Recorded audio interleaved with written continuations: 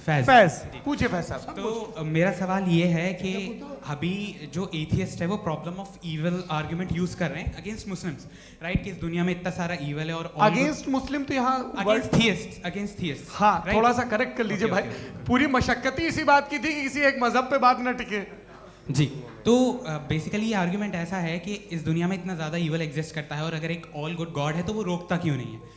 लेकिन इस सवाल में एक हिडन अजम्पशन ये है कि इस दुनिया में ईवल एग्जिस्ट करता है। अब एथियस्ट ये कैसे ऑन्टोलॉजिकली प्रूव कर सकते हैं कि इस दुनिया में ईवल एग्जिस्ट करता है? मैं आपको बताता हूँ, थोड़ा सा समझा। नहीं सर आप हम लोग इनको सुनिए। नहीं please don't do that. I want to explain ontologically. नहीं हम समझ गए सर, इनको अब जवाब देने दीजिए। अच्छा सवाल पूछ लो। मैं अभी तक क्या था वो मैं थोड़ा सा ऐड ऑन कर लेता हूँ। तुम गुरु, तो हम जब इसका राउंड 13 करेंगे ना तब तुमको स्टेज पे बिठाएंगे। जी तो हाँ जल्दी से।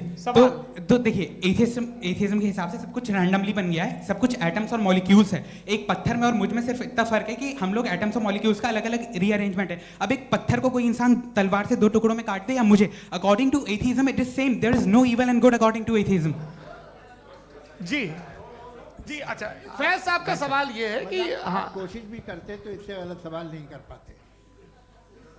एक लाइफ फॉर्म है और लाइफ फॉर्म में फीलिंग्स हैं। मतलब लाइफ फॉर्म सुनता है, देखता है, टेस्ट कर सकता है, फील कर सकता है। तो उसकी जो ये जो क्वालिटी इस बबल में आ गई हैं वो जानवर में भी है, इंसान में भी है। तो जाहिर है कि उसे कोई तकलीफ पहुंचेगी, तो चूंकि उसके पास वो सेंसिटिविटी है तो मैं करेगा। पत्थर में वो सेंसिटिविटी नहीं है। तो ये क्या सवाल हुआ कि अगर पत्थर को काटा तो पत्थर को तकलीफ नहीं होती, तो आपको काटे तो आपको क्यों तकलीफ हो? बैठ जाइए। जी हाँ, अगला सवाल।